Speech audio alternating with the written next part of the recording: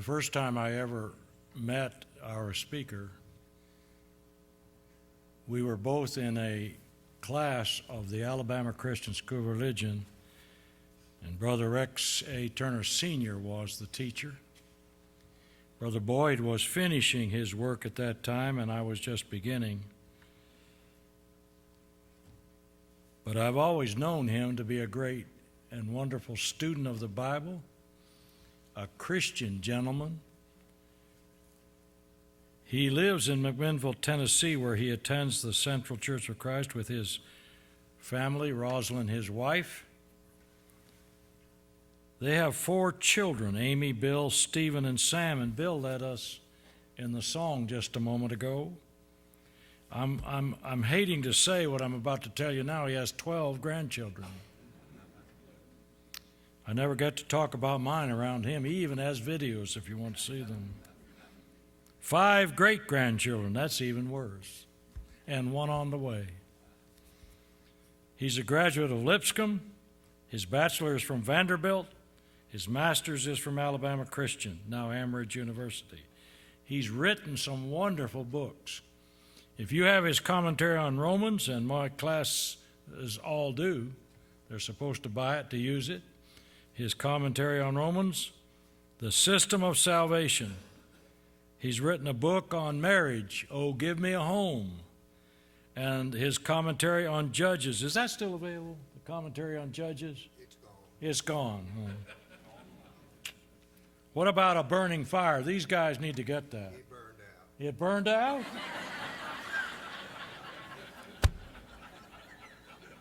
It's online.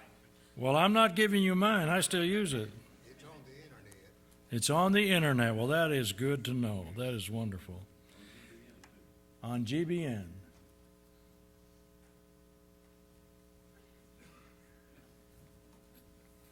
I'm getting all kinds of stuff up here, Jim, that you and I can't hear, so it's all right maybe. Jim and I got some brand new digital hearing aids. And I put one in each ear, and the guy said, "What kind are they?" I said, "It's about 3 o'clock."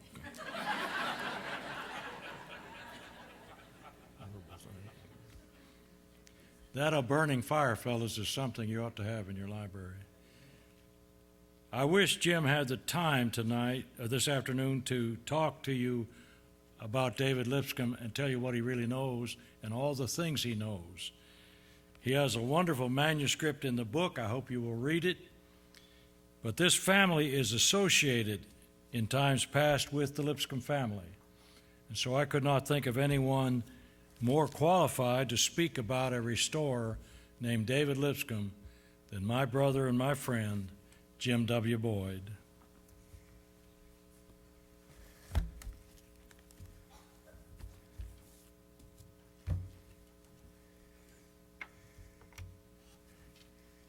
I know you're tired. I know I am. I'm listening all day, and I'm smarter than I was this morning. But we're going to be talking about a man that, well, he died about a century ago. We want to study his life, at least get a glimpse of it, his character, and mainly his influence in the restoration of New Testament Christianity in his day and in ours. The man, of course, as announced, was David Lipscomb. And the reason we want to talk about Lipscomb is because I know that we hold so many things in common with what he and those before him and those during his time also held together. And there's several purposes we have to look at a man's life like this, to study the admirable qualities and traits of him so we can imitate them and we can follow his goodness. I am of the disposition, dear people, that every life is significant. I believe we could take the life of every person here and elsewhere and compose a biography of them that would be most interesting. because they were significant in some ways. Now, of course, some are more influential than others. We'll realize that. And Lipscomb was certainly an influential man. But let's get this understood, as I think we already understand, that while we admire the noble traits of Lipscomb, he is not our religious authority, nor any man. I think we look upon these men and follow them as the Apostle Paul once admonished, "Follow me as I imitate Christ." And we see their efforts to imitate Christ. And in those efforts, we can find ways to improve ourselves. As far as his ancestry is concerned, his ancestry was from England. In fact, we read of some of his ancestors were sought for treason by the king. I don't know whether they had an influence of them coming over to Virginia or not. But the Lipscomb family did settle in Virginia. His father, Granville, was born in Virginia. He married. His first wife died. Before he moved to Tennessee, he married again. And he married a woman named Nancy. Nancy was his cousin. It reminds me of a story from folks in West Virginia. A man was divorcing his wife, and he said, "After we get a divorce, will we still be cousins?" Well, Nancy became the mother of David Lipscomb, but also his older brother, William. And they moved to West Tennessee, where Lipscomb was born. Now, Granville, he owned slaves. He farmed, had slaves. But he was determined to release his slaves, and he couldn't do it legally in the state of Tennessee, so he moved his family to Illinois. And in Illinois, he freed his slaves. But the family suffered some tragic events in Illinois. Nancy died. Two younger brothers died. A sister died. And Granville lost all of his material possessions while in Illinois. And he moved back to Tennessee. He married again.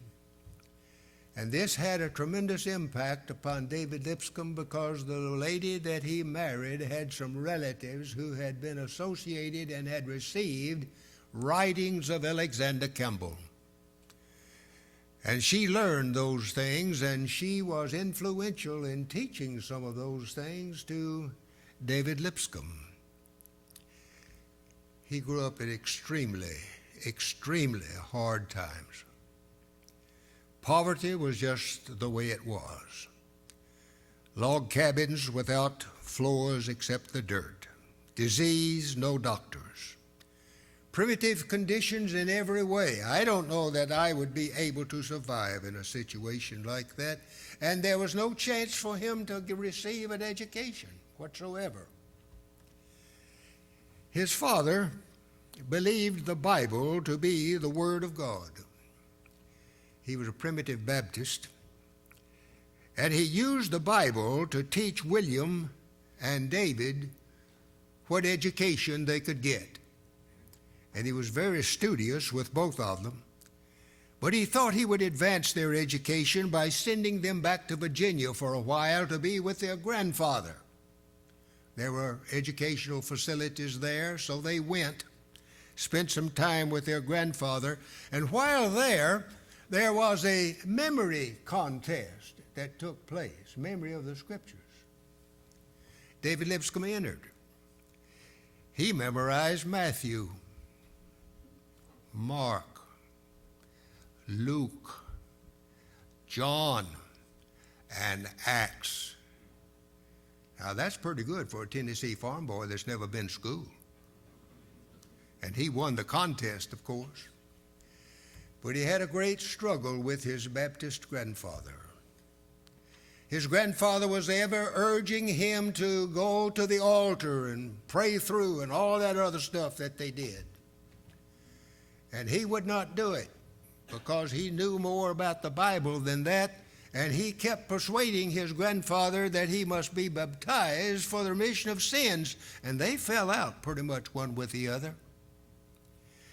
But he returned back to his father in West Tennessee, but his father wanted him to have some better education, so he would later send William and David Lipscomb to Middle Tennessee to study under Talbot Fanning at Franklin College.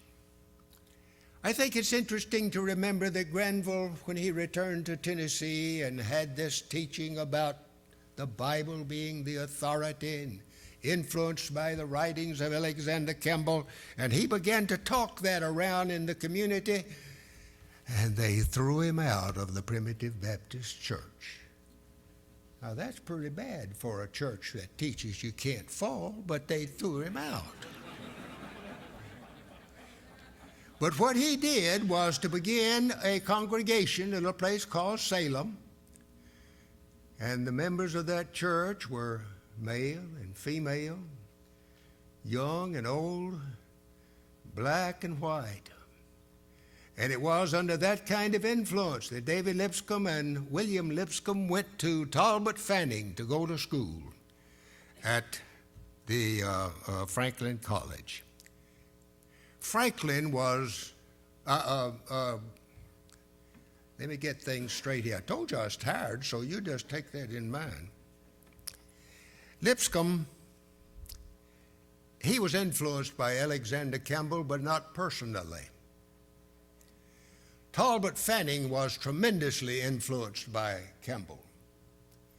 Fanning was much younger than Campbell, but when Campbell came to Nashville, he and Talbot Fanning really hit it off together. So much so that Fanning traveled many times with Alexander Campbell.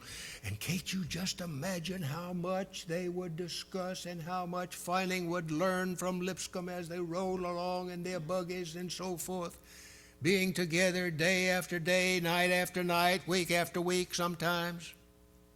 As far as we know, David Lipscomb never met personally Alexander Campbell or Barton W. Stone or Scott or any of the other original or early restorers. But it was later on that Fanning finally persuaded David Lipscomb to be baptized. Now, he had already believed that he ought to, and he fell out with his grandfather over that matter. But now he was baptized while still at Franklin College, but he learned something else. And here's something we better learn. He learned not to put trust in men. It was while Lipscomb was in Franklin College, that Jesse Ferguson came to Nashville. He came with the confidence of Talbot Fanning, and he just captured the minds of the people in the church in and around Nashville. And David Lipscomb admired him tremendously. And then Jesse Ferguson went off like Rubel Shelley, teaching anything but the truth, tearing the church apart everywhere that he could. And that really disillusioned Lipscomb in a way. But he taught him a lesson that I think I've learned it, and I think we all must learn it. Don't put your trust in men. Now, that doesn't mean to be suspicious of everybody and look ugly toward everybody, but you've got to have your confidence based on something better than your good friend or your parents or the brethren or the world. He learned that, and he learned it the hard way. After he left Nashville, he sort of floated around. He really didn't know what he wanted to do. To be a farmer, he went down to Georgia. He went into Texas. He worked on the NC and St. L Railroad for a while. David Lipscomb never considered himself a preacher. Now, we do, don't we? We think of him as a preacher. the reason he didn't consider himself a preacher is because he was so adverse to what he called the professional clergy, and he looked upon some of these pompous, pious, money-grabbing preachers and the professional clergy, and he didn't want to be identified with that pack of people. And so he would never really identify himself as a preacher. But he was a preacher, but somewhat different from others.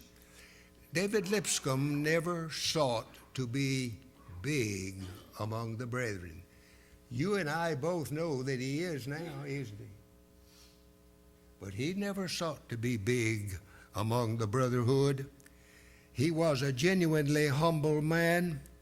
He would preach to small groups. In fact, some say he was quite timid.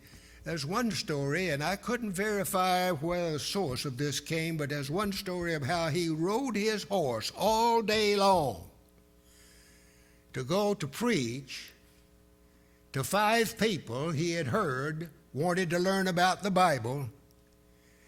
It was 5 slaves, and he converted them. That's the kind of man he was. He was a self-sacrificing man. He was not eloquent. He was not an orator.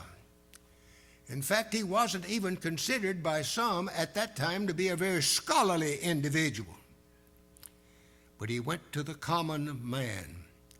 His first preaching, well, it was sort of humorous how it began. There's a place called Philadelphia there in Warren County, not far from where I live, where my wife lets me stay. And they were having a meeting about missionary work, and Lipscomb had never spoken out publicly about much of anything, but they had gathered there at Old Philadelphia.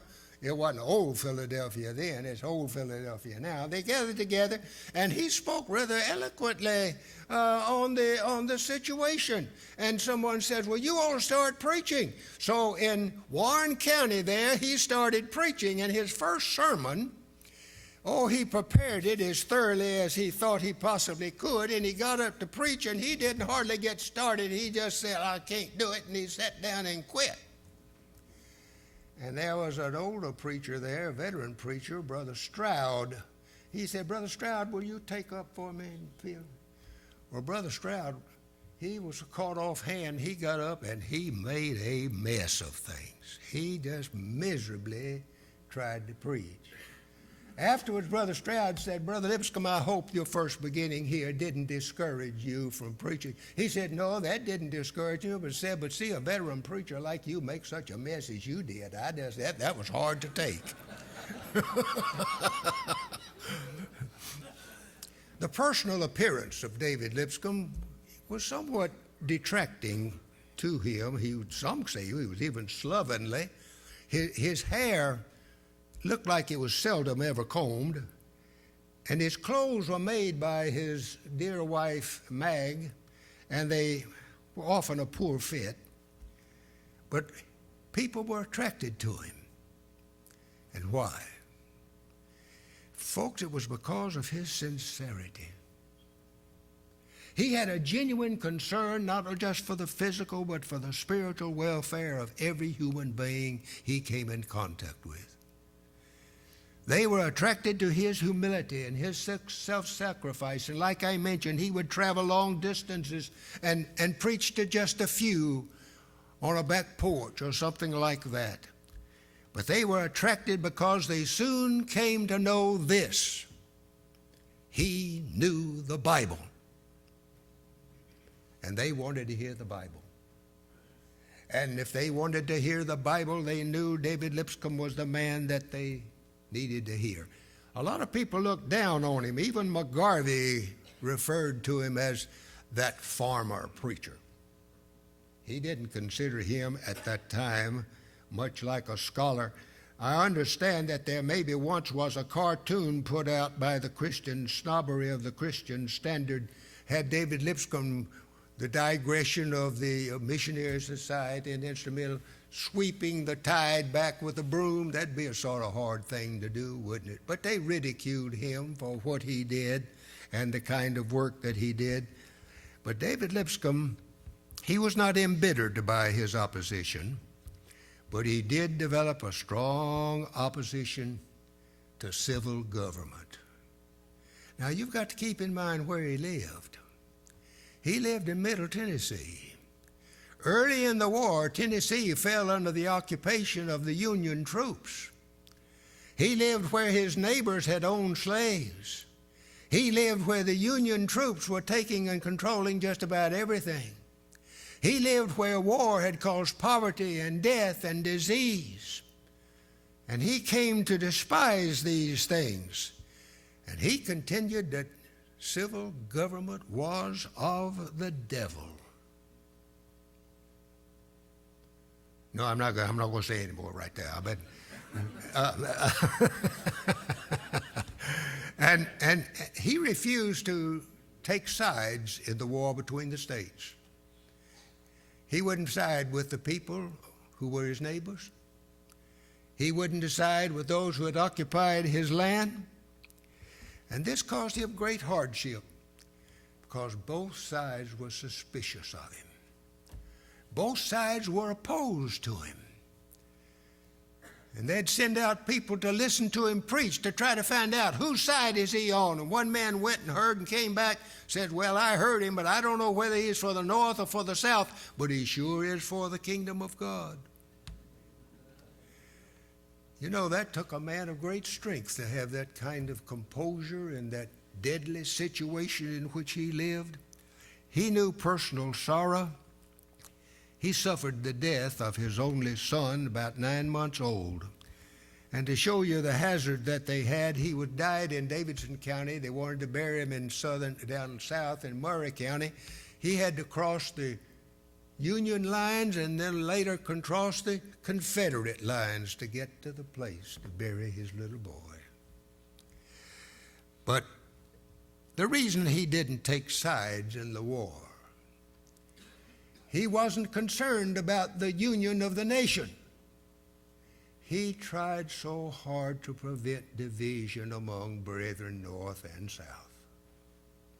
You know, the Methodists divided 2 different churches. The Presbyterians divided 2 different churches. Our brethren did not divide then over that particular thing. And a lot of it was due to the emphasis of David Lipscomb trying to keep both northern and southern brethren together. And when division did come, of course, later on, due to the Missionary Society and instrumental music, it really hurt him bad. As I mentioned before, McGarvey, you'll let me know, won't you? McGarvey and Lipscomb later bonded quite strongly in the fight for the restoration of New Testament Christianity, and particularly against the rationalists of that day, that we call them modernists now, and the Wellhausen documentary hypothesis. I'm sure you students will have to get into that. You'll learn about JEDP. Have you learned any of that already? Do you know what it really means? It means join the eggheads in denying providence. That's what JEDP means.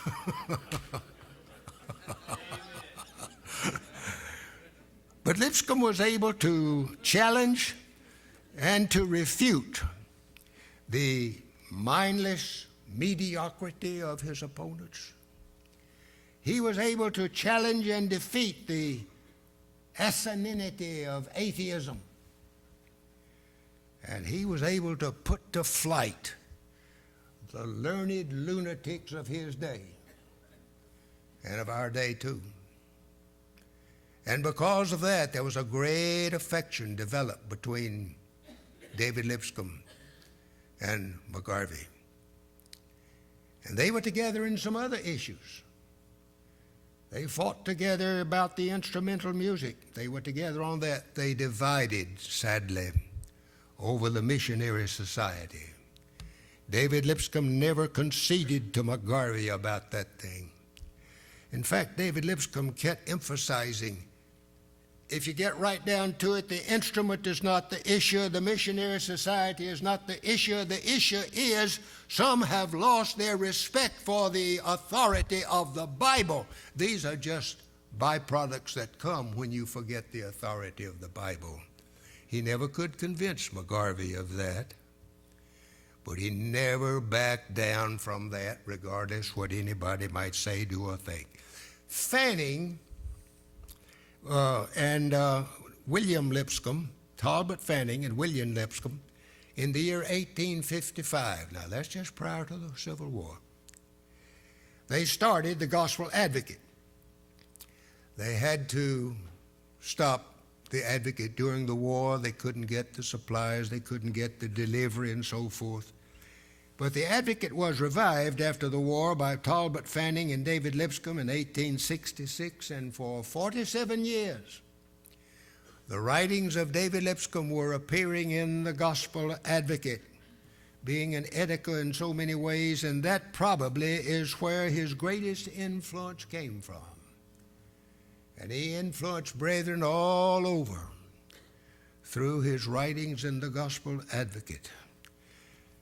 I think it's fair to say Lipscomb wasn't always consistent, and he had battles with some of his brethren that he loved dearly. And there was one, James A. Harding, a co-founder with him of the National Bible School. They fell out over some things. Well, they fell out, but they fell back in. And T.B. Larimore, he differed with him on some things, but they loved one another dearly.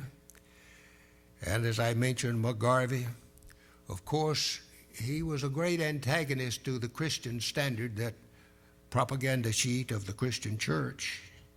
He fought premillennialism in his dying day. And Lipscomb had a quality, it helped him in a way and it hurt him another way. He was different. He sought to be fair. When he had control of the Advocate, he was quite willing to let the opposition be sure to express their part. He worked with men on the staff of the Advocate with whom he had great differences. And his attitude was that so long as they seemed to be honest and they seemed to be trying, they may have differed, but maybe I can change them, and some he did. He would go along with them, and he was accused of compromise because of that position. It wasn't compromise on his part, but some thought so. Lipscomb never did think he compromised on anything. And he didn't particularly care what people thought about him one way or another. He suffered because of that disposition, because people would not be as kindly toward him as he had been toward those who opposed him. And they thought that he was backing down on things that he had to say, but he felt true to his convictions, but he cared very little. One biographer of Lipscomb said of all men that they've ever studied, he cared less about what people thought about him than anybody he ever read. I think we all care a little bit what people think about us, but we can't take our stand on the basis of what people think about us. I'm going to say that again over here after supper. But that was the disposition that he had. He had some great battles: instrumental music, the Missionary Society, civil government. He wanted all Christians that went out for public office by elections, he said, I hope they lose in a big way. Well, there was James A. Garfield, who was a factor in the Restoration movement, and when he ran for president, Lipscomb at that time agreed to voting. After all, he didn't have any voting, but at the time he voted against Garfield because he didn't think a Christian ought to have anything to do with that which had come directly from the devil. But he never did have any excuses for or any explanation for the needs of the economic and social necessities of society that government has to perform. There's another little thing I read about David Lipscomb. He would always kneel for prayer. He would never stand for prayer. He thought it was more humble to kneel for prayer. One fellow said, well, I don't mind kneeling for prayer. It's getting back up is what's so hard. But that was a little, he didn't try to bind that on anybody, but the character of Lipscomb, I think, probably is best displayed by his life after the war. During the war, of course, it was hard, but after the war, the conditions in the South, I can't imagine them. The poverty, the disease, the hunger. And this man, he would go and nurse those that were afflicted, black, white, male, female, friend, foe. He would go into their homes, clean their homes, wash their wounds, did everything that he could to relieve them the best way that he could. He took cholera, he took malaria because of it. Aunt Meg took care of him. He had bronchial trouble, respiratory trouble all the days of his life. I don't see how he lived a little over 86 years. Aunt Meg kept him alive, but nothing knocked him off of his position that the Bible is the one and only authority. I raise this question today. I want you to think with me about it, please. You know, when Joseph explained to Pharaoh how to take care of things during the famine that was to come, and Pharaoh said, "Can we find such a man as this?" I think, brethren, we have men like this even among us yet.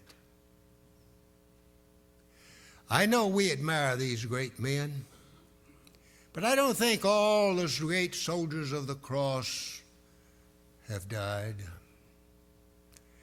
I think I have been so blessed to be in the company of men that I think had the same kind of commitment and conviction and determination and love and sympathy as Lipscomb displayed in his life. I think there are men like that right here in this auditorium right now, and I won't call their names, for I don't seek to embarrass them. But I think we have people just like that, and that's what keeps the restoration movement moving, because we have people just like that. His achievements in life, of course, were teaching and preaching through his writing. There are some that exploit his name for their benefit. There's a university named after him, and they dishonor him in so many ways by contradicting what he stood for, contradicting what God would have us stand for. It's my personal opinion, and I hope the school will not be held responsible for my attitude. I think if they want to honor Lipscomb, they would remove his name from that university. I think they would give it a more appropriate name. I would suggest Demas University. Well, so much for that. I have found in my life, the further a liberal gets away from the truth, the more abominable and shameful he is.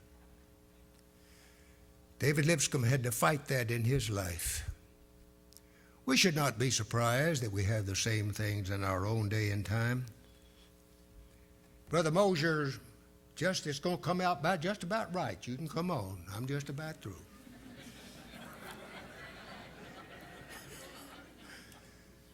I'm proud that we have some family connections back with Lipscomb. My grandfather was a country doctor, William Boyd, and my great-grandfather was a country doctor, Dr. Buchanan, and they were among the charter members of the church in a place called McWhirterville, which is called Donaldson now, right outside of Nashville. And Talbot Fanning and David Lipscomb preached there while they were in that church so many times. And later on, when Franklin College closed and the proceeds from it were given to Fanning Orphan Home, my grandfather and David Lipscomb were on the board of directors together, along with some others, at that orphan's home. And I'm proud of that connection. I'm sure there's some influence that has come through our family that way. But the greatest connection is through my wife's family, Rosalind's family. Her great-grandfather gave money to Lipscomb to get the Nashville Bible School started in Nashville. and he and two others gave money to be able to buy the property where the university now is. And her grandfather was closely associated with David Lipscomb, and he taught at the Nashville Bible School for 20 years without any compensation. David Lipscomb died at the place, home there on the campus called Avalon, November the 11th, 1914, on a Sunday. It is said when he died that Aunt Meg prayed, "Lord, receive his spirit." He is buried at Mount Olivet Cemetery in Nashville next to his brother William. Now you well have noted that I have not used any scripture. I started to read to you some of the positions of Lipscomb about women preachers here, but I don't have time. If you read it and you think Lipscomb and Lipscomb University ain't even on the same planet, you're wrong. Read what he and those that compile question and answers together, and you'll see where this great man stood. He stood for the truth. And that's the reason they dishonor him in what they're propagating today. I haven't used a lot of scripture, of course. In studying the history of the human family, not just the church, it's a sorry story. The rise and fall of empires and societies and individuals with cruelty and lust and greed and hatred and war and brutality, selfishness. Such has been the case of human history, dear friend. And yet there have been those doing history that have occasionally risen to hold up a light for others to see and to do better. David Lipscomb was such a man, and he held up the greatest light for the benefit of all mankind. He was a man who believed that the Bible was God's inspired, infallible, inerrant, all-sufficient, authoritative Word of God, and so do we. And that's the reason we admire him so. Brethren, we owe a lot to those who have gone before us. Let me read just one verse. I had another passage. Time is up. Brother Moses is getting nervous. Just one verse which I think pretty well describes the restoration movement. Psalm 145, verse 4. One generation shall praise thy works to another, and shall declare thy mighty acts. Beloved, we have a great debt for those who have gone before us. And we pay that debt by handing the truth to those who come after us. I am persuaded that we will do that very thing, because our hearts are committed. Thus saith the Lord. I'm thankful for the men before us, and I'm thankful for the men among us now. Thank you so much.